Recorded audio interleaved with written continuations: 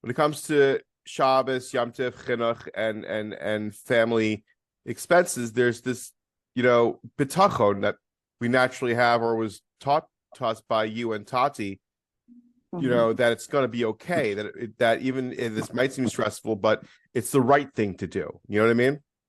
But that was basically the decision your father and I made. When let's face it,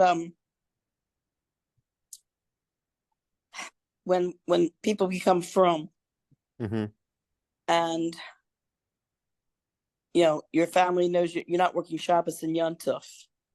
Yeah. And it in the beginning it was a real test for us. Not to and having a lot of children on very little money. Yeah. When everyone around you, when your family and everyone around you who's not religious is yelling at you that, hey, that if you don't work on Shabbos, Yom Tov, what's going to be with, your money situation, and you're having all these kids. What are you doing having all these kids when you really can't afford them? That type of thing. And so that's the decision we made, that your father and I felt the principle trumped over material, I can say material wealth, material comforts. Well, it's again, like that's really what we're talking about from previous situations, is that, it's like this: growing up poor and then being an adult that's poor, is that worse? That was my situation. Is that worse than growing up rich and being a poor adult? Or is that better because you don't necessarily have these, I guess, like familiarities are no longer there? You know what I mean? But it's amazing, though. I mean, things do work out.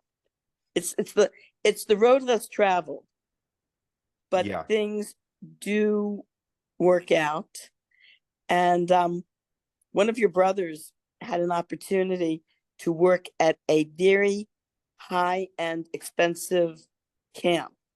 And when he saw how spoiled a lot of these rich kids were, and they couldn't take the least little discomfort, whereas he was better able to roll with the punches and to roll up his sleeves and get to work. He said to me, Ema, he says, the way you and Tati raised us was perfect. He says, we knew life wasn't a joke. We knew we had to work for everything.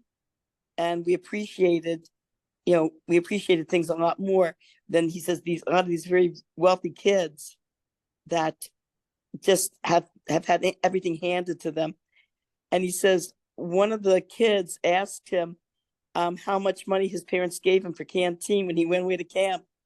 And your brother said, $20. And they go, oh, $20 a day? He goes, no, $20 for the entire session. And they went, what? See, and again, that's my point, where I've been doing this thought experiment lately. Whenever I get frustrated or stressed out or worried about different things, where I imagine myself as a 95-year-old man who was reliving his life a second time. And when it doesn't happen all the time. I'm not an expert at this thought experiment, but it definitely gets you going, where it's this idea of like you slow down and appreciate what you have. So I guess for this thought experiment you were talking about, let's pretend that, like, you get to relive your life twice. Do you want to still go back to work, or do you want to help your family member? Which family member that'd be number one. So there you go. That's the answer. Because you know what? Money comes and goes. But your relationship with your family, that's something that is forever and a day. I mean, even after a person passes away, their family members are going to continue talking about them. And they're going to pass that, and they're going to pass whatever they thought of you, they're going to pass down to your grandchildren, and your grandchildren will pass it down to your great-grandchildren, and over and over and over. Well, I remember, what was it, for one of the chasanas, I think the makeup or the shedelmacher was asking me why I was so nervous. And I said, look, if my makeup and my shadel and my dress is not perfect. This is a story that will go on and on from my children to my grandchildren to my great grandchildren. And here's a picture of your great great Bubby. Look how horrible her shade don't look. My goodness, who put on her makeup?